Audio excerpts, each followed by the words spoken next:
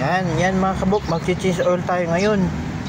June 11, Martes 2024. Ito yung mileage ng change oil natin.